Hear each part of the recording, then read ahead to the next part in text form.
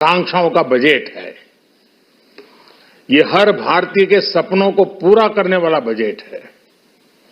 हमने कई सेक्टर्स युवाओं के लिए खोल दिए हैं। सामान्य नागरिक विकसित भारत के मिशन को ड्राइव करने वाला है। ये बजट एक फोर्स मल्टीप्लायर है। ये बजट सेविंग्स को बढ़ाएगा, इन्वेस्टमेंट को बढ़ाएगा, कंजम्पशन को बढ़ाएगा और ग्रोथ को भी तेजी से बढ़ाएगा। मैं वित्त मंत्री निर्मला सीतारमण जी और उनकी पूरी टीम को इस जनता जनार्दन का बजट, पीपल्स का बजट, इसके लिए बहुत बहुत बधाई देता हूं। साथियों, आमतौर पर बजट का फोकस इस बात पर रहता है कि सरकार का खजाना कैसे भरेगा, लेकिन ये बजट उससे बिल्कुल उल्टा है। लेकिन ये बजट देश के नागरिकों की जेब कैसे भरेगी, देश के नागरिकों की बचत कैसे बढ़ेगी और देश के नागरिक विकास के भागीदार कैसे बनेंगे, ये बजट इसकी एक बहुत मजबूत नींव रखता है। साथियों, इस बजट में रिफॉर्म की दिशा में महत्वपूर्ण कदम उठाए गए हैं। न्यूक्लियर एनर्जी में प्राइवेट सेक्टर को बढ़ावा देने का निर्णय बहुत ही ऐतिहासिक है। ये आने वाले समय में सिविल न्यूक्लियर एनर्जी का बड़ा योगदान देश के विकास में सुनिश्चित करेगा। बजट में रोजगार के सभी क्षेत्रों को हर प्रकार से प्राथमिकता दी गई है। लेकिन मैं दो चीजों पर ध्यान आकर्षित करना चाहूंगा। उन रिफॉर्म्स की मैं चर्चा करना चाहूंगा जो आने वाले समय में बहुत बड़ा परिवर्तन लाने वाले हैं। एक, इंफ्रास्ट्रक्चर स्टेटस देने के कारण भारत में बड़े शिप्स के निर्माण को बढ़ावा मिलेगा। आत्मनिर्भर भारत अभियान को गति मिलेगी और हम सब जानते हैं कि शिप बिल्डिंग ये सर्वाधिक रोजगार देने वाला क्षेत्र है। उसी प्रकार से देश में टूरिज्म के लिए बहुत संभावना है। महत्वपूर्ण 50 टूरिस्ट डेस्टिनेशन,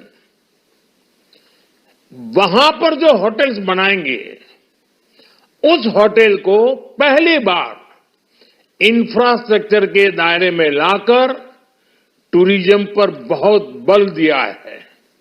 इससे हॉस्पिटैलिटी सेक्टर को, जो रोजगार का बहुत बड़ा क्षेत्र है, और टूरिज्म जो रोजगार का सबसे बड़ा क्षेत्र है, एक प्रकार से चारों तरफ रोजगार के अवसर पैदा करने वाला एक क्षेत्र को ऊर्जा देने वाला काम करेगा। आज देश विकास भी, विरासत भी, इस मंत्र को लेकर चल रहा है। इस बजट में भी इसके लिए भी बहुत महत्वपूर्ण और ठोस कदम उठाए गए हैं। 1 करोड़ पांडुलिपियों के लिए संरक्षण के लिए, मैन्युस्क्रिप्ट के लिए ज्ञान भारतम मिशन लॉन्च किया गया है। साथ ही भारतीय ज्ञान परंपरा से प्रेरित एक नेशनल डिजिटल रिपोजिटरी बनाई जाएगी। यानी टेक्नोलॉजी का भरपूर उपयोग किया जाएगा और हमारा जो परंपरागत ज्ञान है उसमें से अमृत निचोड़ने का भी काम होगा। साथियों, बजट में किसानों के लिए जो घोषणा हुई है वो कृषि क्षेत्र और समूची ग्रामीण अर्थव्यवस्था में नई क्रांति का आधार बनेगी। पीएम धन धान्य कृषि योजना के तहत 100 जिलों में सिंचाई और इंफ्रास्ट्रक्चर का डेवलपमेंट होगा। किसान क्रेडिट कार्ड की लिमिट 5 लाख तक होने से उन्हें ज्यादा मदद मिलेगी। साथियों, अब इस बजट में 12 लाख रुपए तक की आय को टैक्स से मुक्त कर दिया गया है। सभी आय वर्ग के लोगों के लिए टैक्स में भी कमी की गई है। इसका बहुत बड़ा फायदा हमारे मिडिल क्लास को, नौकरी पेशे करने वाले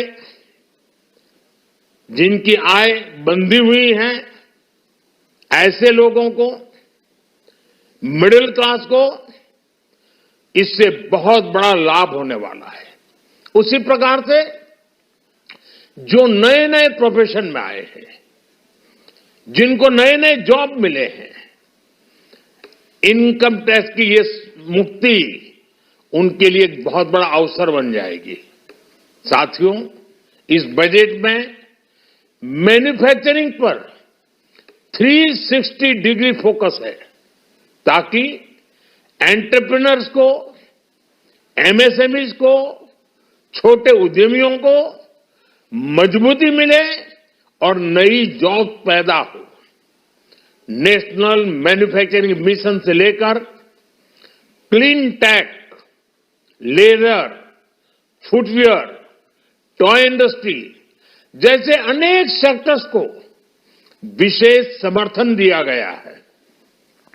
लक्ष्य साफ है कि भारतीय प्रोडक्ट्स ग्लोबल मार्केट में अपनी चमक बिखेर सके।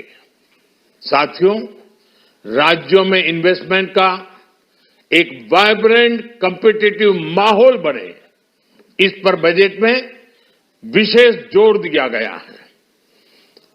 एमएसएमईज और स्टार्टअप के लिए क्रेडिट गारंटी को दोगुना करने की घोषणा भी हुई है। देश के एससी, एसटी और महिला जो नए उद्यमी बनना चाहते हैं उनको 2 करोड़ रुपए तक के लोन की योजना भी लाई गई है और वो भी बिना गारंटी। इस बजट में न्यू एज इकोनॉमी को ध्यान में रखते हुए गीग वर्कर्स के लिए बहुत बड़ी घोषणा की गई है। पहली बार गीग वर्कर्स का ई श्रम पोर्टल पर रजिस्ट्रेशन किया जाएगा। इसके बाद इन साथियों को स्वास्थ्य सेवा और दूसरी सोशल सिक्योरिटी स्कीम्स का लाभ मिलेगा। ये डिग्निटी ऑफ लेबर, इसके प्रति श्रम एव जयते के प्रति सरकार के कमिटमेंट को दर्शाता है। रेगुलेटरी रिफॉर्म से लेकर फाइनेंशियल रिफॉर्म्स, जन विश्वास 2.0 जैसे कदमों से मिनिमम गवर्नमेंट और ट्रस्ट बेस्ड गवर्नेंस के हमारे कमिटमेंट को और बल मिलेगा। साथियों, ये बजट न केवल देश की वर्तमान आवश्यकताओं को ध्यान में रखता है बल्कि हमें भविष्य की तैयारी करने में भी मदद करता है। स्टार्टअप के लिए deep tech fund, geospatial mission और न्यूक्लियर एनर्जी मिशन ऐसे ही महत्वपूर्ण कदम है। मैं सभी देशवासियों को एक बार फिर इस ऐतिहासिक पीपल्स बजट की बधाई देता हूं और फिर एक बार वित्त मंत्री जी को भी बहुत बहुत बधाई देता हूं। बहुत बहुत धन्यवाद।